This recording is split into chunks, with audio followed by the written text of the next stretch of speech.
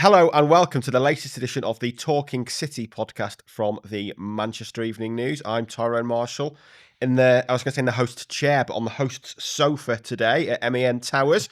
I'm joined by Simon Bajkowski. Simon, how are we? Yeah, I'm good. Alex never gets the sofa. I think we just try and make him as uncomfortable as possible. Really. Well, I mean, I've sat on the chair as well. I'll be honest. It's, we've done a good job. The producer is just through the glass there who's designed this room, and it's very nice. But these chairs are not the most comfortable at times. Keep you on your toes. Keep you on your toes. That's it. Yeah. Well, no one can get too comfortable in the seats at Manchester Evening News, it's fair to say.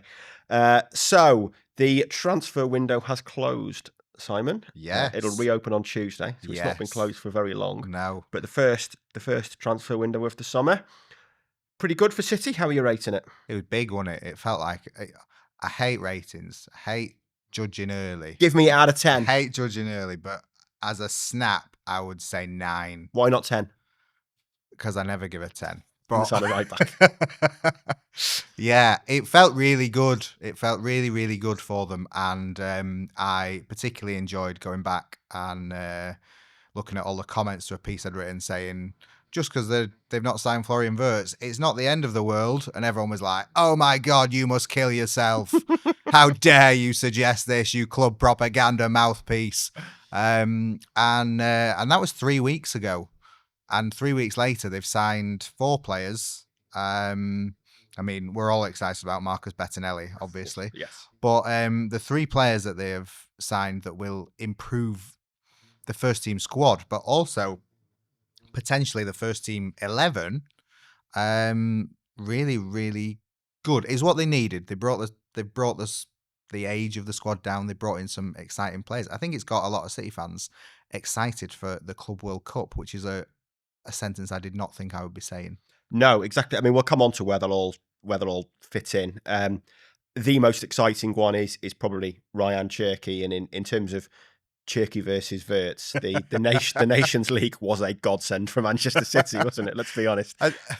His cameo against Spain was incredibly exciting, and I think there's now, forget Wirtz, there's a lot of excitement about Cherki and what he can do at City. Do you know what I was very happy with during that France-Germany game? Nothing happened. Nothing happened between either of them. Because if Cherki had scored or if Wirtz had scored, we just had never heard the end of it, of like, well, he's definitely better than him.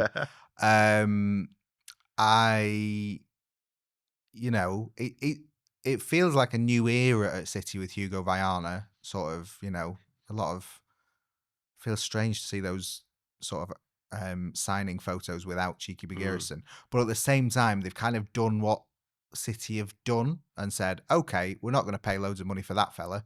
We're going to go out and buy and sort of get what we think is better value for money.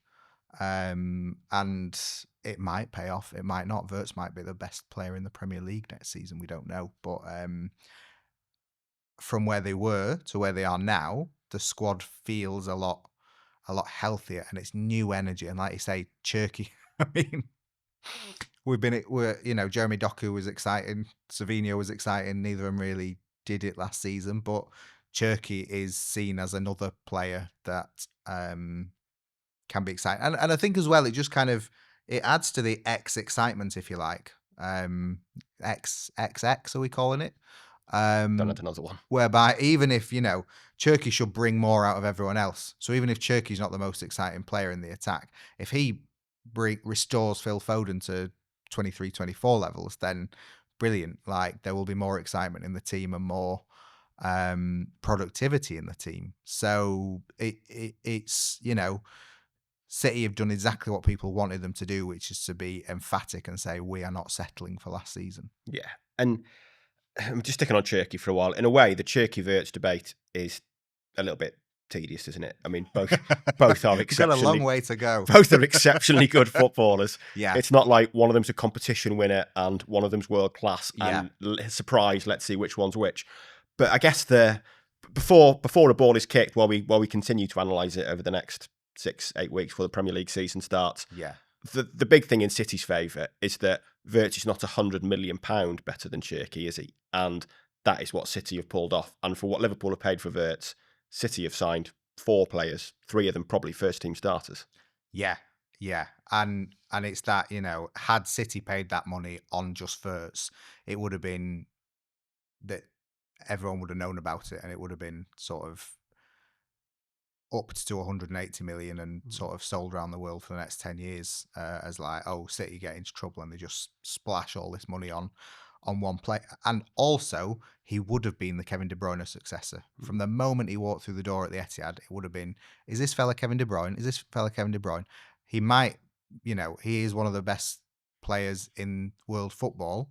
I've not seen anything that suggests he's close to Kevin De Bruyne at his peak, and that's because I've not seen anyone do that. So, like, he would have been under huge pressure from the start. Whereas now, City have gone, well, we've not got a De Bruyne successor, but we've got Cherki and we've got Reijnders, and we've got the rest of the midfield and the attack that can kind of make sure we do all right. So I think it should be pressure for Verts to come in with the money that Liverpool are going to pay for him. And like, I think Jack Grealish suffered being the £100 million player. I think Declan Rice suffered a bit when he kind of took over that mantle.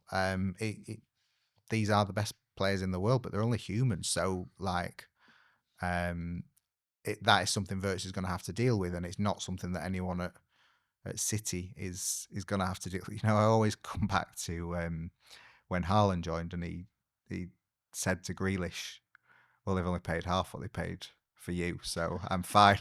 And it was like, and it was brilliant. And obviously transfer fees are paid in different amounts and whatever, and the rest. But you do wonder like how much it did kind of weigh on Grealish, that price tag. And that is not something that will weigh on any of the players that they've signed, because I think every deal that they've got has just been really good. It looks really good value. So very difficult to criticise. Yes, unfortunately. Yes, and what you say about not having a De Bruyne successor is all well and good, but this is a podcast and we need clips. So, who is De Bruyne's successor? Is it Foden? Is it Cherki? Where do we see? The question I'm trying to ask, while trying to tie you in knots, is where do we see Cherki playing? Because I watched him in that Spain game and a bit against Germany, and I don't know which his strongest foot is. I watched him at Old Trafford earlier in the year when covering United against Lyon. Yeah, he was great in that game. Couldn't tell you what his strongest foot is. He looks a phenomenal technical footballer, someone who can play number 10, someone who can play out wide. Yeah. Do we see him as the number 10 at City, or do you think he's going to be one of those City players like Foden, like Bernardo, that sometimes plays wide, sometimes plays as a 10? Yeah, as I watched him every week for Lyon, and just the kind of guy I am. Watched all 40 games last season this week. Yeah. No, just through the season. You never know who City are going to sign, so I tend to watch every team possible. Every game. Yeah. Yeah, I expect him to be moved around. I still think Foden will end up being the De Bruyne successor, and I think the signing of Cherki and Aït-Nouri in a way, I suppose, will allow Foden to play inside more. And like, he was the De Bruyne successor in 23-24 when he was coming up with all those clutch moments and winning games. And as long as his head is in the right space, I think he can get back to being that. And I think the signings are kind of designed to say, right, you want to play in the middle, you want the responsibility, there is more space for you now to do that. However, if he's not up to it, or can't do it every week or whatever, I think the signing of Cherki allows them another option to have in the middle and say, yeah, we don't necessarily, our season will not live or die on whether Phil Foden rediscovers his form. I think that's more like it. Yeah, I guess, Aït-Nouri speaks for itself. He's obviously going to play left back. Yeah. City finally have a left back. The others, the midfield battle is quite interesting now, I think, and who's going to play where. Rodri is obviously in that team. It then feels like when fit, and maybe he won't be fit to start the first few games of the Club World Cup. Maybe they'll look to get him ready for knockouts or something like that. But thinking ahead to let's think ahead to the start of the Premier League season, and City want their strongest team out there. It's Rodri, and then probably two others, like you say, a Foden or a Cherki. There's a lot of competition there. Kovacic is still there, Gundogan's still there, Bernardo's still there. But then you've got Reijnders and Gonzalez, who are maybe the two likeliest to compete for a place. I mean, Gonzalez was a 50 million signing in January who kind of disappeared and dropped down the pecking order towards the end of the season. Reijnders feels like a real box-to-box player that could... It feels like both of them could really work next to Rodri, but probably only one of them can. Yeah, I think Reijnders looks like the Gundogan successor. You know, he I quite liked as well when he came. He talks about like not scoring enough goals, or realizing a few years ago he wasn't scoring enough goals and being like, right, I need to work on this. And then his output improved a lot. I think Gonzalez is kind of... I think he came and was like, oh, he can play the Rodri role, and then it was sort of like, no, he can't. And I think Gonzalez was better in the Rodri role for the first 6 months than Rodri was for the first 6 months when he came. But we kind of forget that, and forget that even like 2021 Champions League final, Rodri was being left out because he was just a bit too erratic. He's obviously turned into a monster. I think Gonzalez would look really good playing alongside him in games against the top sides. And I think Reijnders is probably one to push a bit further on. You know, so you kind of either have kind of a Rodri, Gonzalez, Cherki Foden midfield, or a Rodri and a Reijnders, or a Gonzalez and a Reijnders, and things like that, because Rodri's not going to play every game regardless, like because of his injury. So I think it just looks stacked now. Yeah, there's a lot of competition for places, isn't there? Also? When like last season you were looking and you were like, well, Gundogan and Silva probably play there because there's no one else, but they're going to lose. Now you're sort of thinking, right, well, who's coming in for the best kind of opposition? And it's that like competition for places that they've really been missing. Like whether Gundogan and Silva stay or not is another question now, because there's sort of, you know, direct replacements for them, really. Yeah. But it depends on what Pep wants, I suppose. Yeah. Like, will Pep be lining up with Silva, Rodri, and Gundogan for the first game of the season? Maybe. Reijnders and Gonzalez on the bench. You can certainly see it, can't you? Yeah. We'll come on to departures and the rest of the window in a second. So the big one on Wednesday, Wydad AC at Lincoln Financial Field, the one we're counting down the days for. We're thinking Rodri's not going to start. So who would you have in the holding role there then? Are you basically suggesting that Gonzalez can still be this mini Rodri that Pep spoke of? Or do you think he's going to play safe and go with someone like Kovacic with Reijnders next to him? Yeah, I mean Kovacic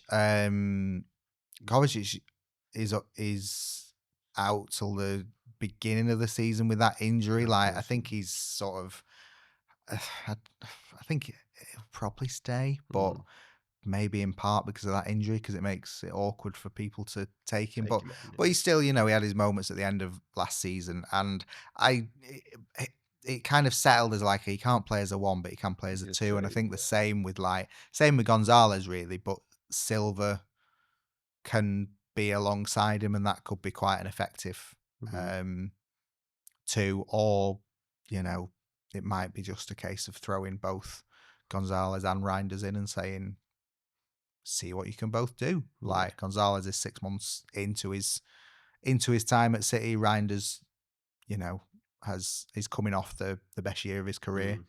Saying, look, guys, just go out and vibe it and see what happens. I mean, they're not playing the most high caliber of opposition. No, I was going to say, I mean, vibes should do the job against Wydad and Milan, shouldn't they? Yeah, it does feel very Club World Cup, doesn't it? Like, you know, in a way that their opposition, the end of 2023, did the same. So it you know, I think they're, and also, you know, if you've got, say, Rico Lewis at right back, he can come inside into that kind of 6 space or 8 space or whatever. So I think there is I'd be tempted to play Gonzalez and Reinders, but I'm sure Pep will be tempted to play Bernardo Silva or somebody that has had a lot of experience. Gonzalez and Reinders would give us an angle. Be fun, wouldn't it? It Gonzalez, Reinders, and either Foden or Cherki. Yeah, Gonzalez, Reinders, Cherki midfield would be a story for us, wouldn't it?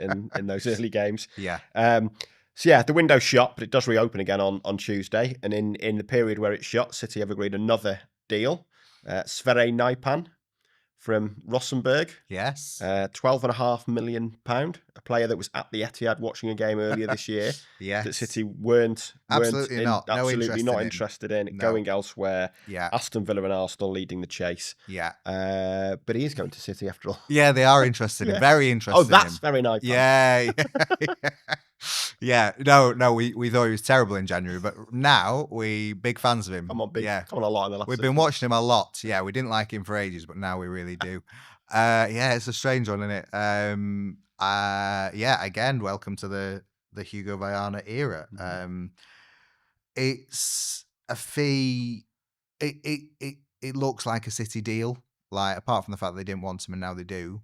You know, it's a similar price bracket and age bracket to Echeverri, and is one of those where I think he's played 70 games for Rosenborg already. Yeah, so like, a lot for an 18-year-old. Very experienced for his age, and adds to the Norway cabal. Do we call it a cabal?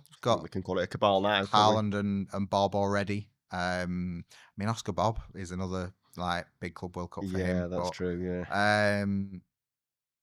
It's again, like the first window has only just closed and City are sorting a deal for the start of the second window. It's another big sign of intent from them, and another player kind of for the future.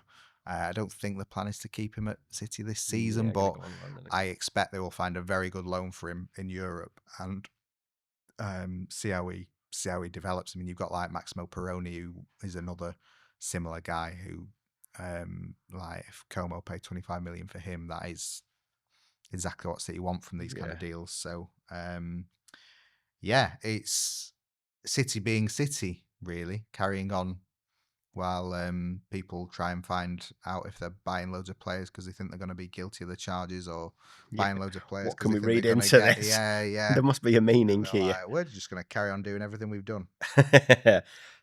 Let's kind of look ahead to the rest of the window then. We'll come on to departures in a second. In terms of incomings, when it reopens, does a right back have to be the priority? It feels like the one thing they didn't get done before Tuesday, but also there's not much of a market there for right backs at the moment, is there? No, I don't know if it does get done. I mean, it might do, but is right back the new left back? Yeah, possibly. I mean, Rico Lewis was really good at the start of last season, and his form failed because he was played too much and the team form collapsed. So maybe if you don't play him too much and the team is better, then he is better as well. And also Nunes, like, he's not the answer as first choice right back, but he has shown he can do a job in certain games. And if you're going to keep him around the squad, then that's probably more likely where he's going to end up. And then you've got all the centre backs, Kusanov, Kanji, Stones, who can play right back as well. So there are a lot of options for right back. None of them are specialists, you would say. Lewis is the closest to it, but I don't know. Like, it felt like a lot of pushback from Pep in the final weeks of the season, being like, "No, we're not just going to go out and buy new players for every position." And I want to keep players who can play multiple positions. So I do wonder if right back's an area where they'll say, "Yeah, we'll go with what we've got." I mean, it depends on exits, really, but that's, I think, I'd definitely give Lewis the Club World Cup and see how he does. Yeah, I guess with Aït-Nouri providing the width, Lewis can kind of invert, can't he, and maybe a role that suits him a little bit more. Departures are obviously going to pick up as well once the window opens. There's a couple of obvious ones given that Club World Cup squad with no Walker, no Grealish. It's clear. No Walker, no Grealish, and Reinders has got Calvin Phillips' shirt number. Yes, Calvin Phillips gets totally forgotten about here, doesn't he? Yeah. I mean, all three of them kind of clearly need to find a new club, don't they? Working on exits for those three. Like you said, there's Yeah. others in that squad. Bernardo, Gundogan, maybe even Stones, whose futures could come into the spotlight as the window progresses. McAtee, obviously away with England under-21s.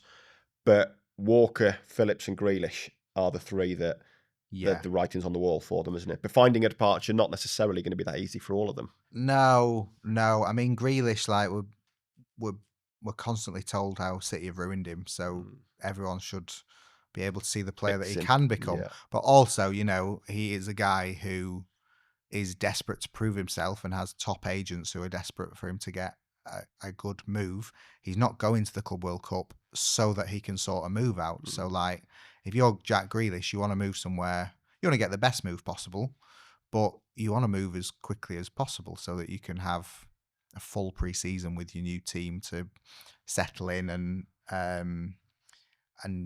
get to where you want to be. I don't think City are going to be too inflexible on price. They're obviously not going to want to say, yeah, anyone can have him and we'll pay all his wages, because why would you do that? But I think I would like to think that if Grealish wants to prove everyone wrong, then him and his team can sort out a move to a good move pretty quickly. And then, Walker, Phillips is obviously harder because he's injured and he's not done it over the last 2-3 years. Walker, his road at City is run, isn't it? And ended pretty brutally. Yeah. It used to be that City would take these kind of players to the tournaments to kind of maybe put them in the shop window, but they just said, no, you sort your own way out. So, Walker, Grealish, McAtee, it would be interesting to see if anyone else leaves. I think a few will have to leave, and they'll obviously have to be kind of loans for the likes of Echeverri and Vita Reich and things like that. But then you've got the likes of Oscar Bob, etc., saying, no, I want to stay and fight for my place. So I think we're probably looking at a bigger squad than Pep's used to. Yeah. It's gonna be interesting, but I will be very interested to see where Grealish in particular ends up, because I think everyone is waiting for his next move to see, can he rediscover what he had. Yeah, definitely it will be interesting. And talking to Walker, I was looking at quotes from the Club World Cup in Saudi Arabia 18 months ago for a piece this morning, and he was an integral figure off the field that week in terms of arranging a lot of things, and it kind of reunited the squad. And there was a quote from Guardiola in one of the press conferences talking about how we have an incredible captain in Kyle organising all these things, and it does kind of show you how quickly things have unravelled for him in the last 18 months or so. But that's an old Club World Cup. There's a new Club World Cup. I did laugh with FIFA, I think, asking Foden this week about becoming the first winners of the trophy and the first name on the trophy. And I thought, aren't they the current name on the trophy? Is it a new trophy on? I mean, it's called exactly the same thing. So if it's a new trophy, does it count as a new competition? Is that right? If you want it to be, just call it something different. Surely for it to be a new competition. Yeah. It was called the FIFA Club World Cup in Saudi Arabia. So I thought that was odd. But I mean, the big question is Club World Cup. It starts on Saturday. How excited are you? Not very excited. Oh. No. Still feels like summertime, doesn't it? Like there should be some kind of break from football. And it also feels like clubs are kind of using it to like justify whatever means they've got, or like to justify the decisions they make. Like I saw like Chelsea saying, oh well, we're not taking this guy because we're not taking anyone who like wasn't with us last season. It's like, oh, but you are taking your new signings who weren't with you last season. So is it last season? Is it next season?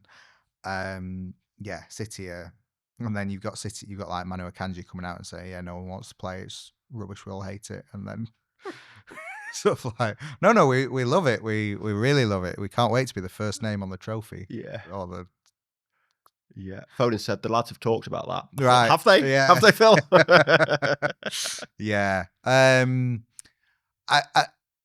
come as someone who thinks that this Club World Cup could be really, or the Club World Cup, the new Club World Cup, could be really good and could be really entertaining. I just think as it's the first one, there's going to be loads of teething issues and nobody's going to be quite sure what it is. And I think you're also going to have pushback from, lots of other clubs and like traditionally powerful clubs. Like if you got fair play to FIFA for saying, yeah, we're going to have the best of the best and we're going to exclude Man United, Arsenal and Liverpool. Yeah. Like Liverpool in particular can feel very aggrieved to be not in the competition that is based on kind of like European success. I think how it works, you can only have 2 English teams, and in the 4 previous years, Chelsea and City had won it. Champions League, yeah. As soon as City won the treble, I think it was closed to English teams. But talking of that, I mean, it's the Club World Cup that doesn't include the champions of Spain, Italy, or England. Yes, at the moment, yeah, and you can see why that is. Obviously, you can't leave it open to see who wins the league and then say to Liverpool or Barcelona, "Oh, well done, lads. Now you're going to America in a month." Yeah. But it like, does kind of. Chelsea in particular feels like they've not done very much in their domestic league or the Champions League since 2021. To kind of,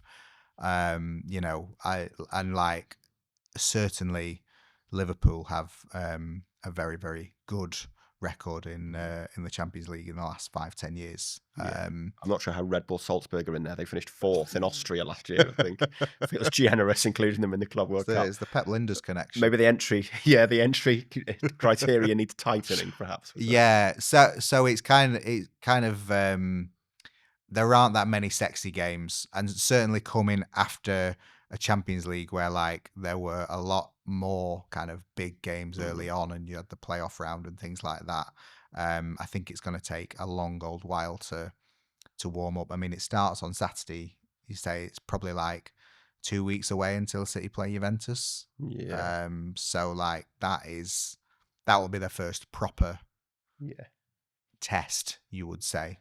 So I think it's gonna and then it's gonna take a long old time to warm up. It might be that people watch it from the start, and like I said, there's a lot of City fans who are more positive about watching it from the start now to see the new team, but it's I'm just not sure. There's stories about not many tickets sold and things like that, and don't feel like the buzz is there at the moment, no. does it? I mean, we'll leave it for you and Alex to do a full preview on Monday, because I know you've researched pretty much all of the 32 teams. I think you're on 25, 26, aren't you, for you to go over the weekend? Alex told me that he would take care of Wydad and Alain, okay. So we'll look forward to getting his insights on that. Tactical breakdown. Yeah, he's been looking at the way they press. Right, interesting. Well, we'll make sure you listen on Monday to get Alex James's tactical insight into those 2 teams. But City did arrive in Boca Raton yesterday, training at Lynn University. We had the squad through earlier this week, a heavily first team focused squad. It's funny because I guess this is kind of pre-season. I don't really know where it falls in the calendar. It feels like kind of pre-season. Yeah. Then it's a tournament. City could get knocked out City could place Real Madrid in the last 16 if they finish second in their group and get knocked out. Yeah. Then they probably need another pre-season. So it's very confusing at where this lies. But this kind of 4-day build up into their first game is probably, I guess, like a kind of mini pre-season. But it's clearly first team focused and not many kids, which maybe, as you wrote in the story, was not perhaps the original plan. Yeah, I think they just got a bigger squad than they thought they would have. There's 9 players in that squad who they've only signed this year, so it's a lot of new faces. And like I say, this kind of pushback from Pep of I don't want a massive squad, I don't want loads of players. Like I think it's hard because I think there were set to be a lot of academy players or sort of in talks to go, in part to be like the opposition, like preparation and then recovery sessions and things like that, which they do during the season. And if they're not needed for that, then it makes sense for them to have their own preseason because they kind of need to have their own preseason. But at the same time, there will also be, quite a few players from the under-21s team that just won the league that will have been eyeing a spot in that squad to sort of, either get into the first team next season or get a very good move out of it. Like it's unusual for City to have a pre-season without any academy players in. because normally there's always one who kind of comes through, and then you look back 3 months into the season, you're like, oh yeah. So yeah, it does change things, I think, and possible knock-on consequences moving on. But it's a 27-man squad they've got. Like it's a lot of players. It's more than Pep's used to working with. So they just weren't needed, I suppose. Yeah, I think like I say, it probably makes sense, doesn't it, to keep it tight and like say all those new signings. It is a big squad than usual. We will have plenty of coverage from the Club World Cup over the next few weeks in the build up to the first game on Wednesday. Like I say, I'm sure Simon and Alex will bring you a very in-depth tactical preview on Monday, so stay tuned for that. But I think we'll leave it there for now. Simon, thank you. Thank you. And we'll be back on Monday, like I say. So stay tuned to the MEN. Leave us a like, subscribe, review, all that usual jazz if you've enjoyed it. And we'll speak to you on Monday.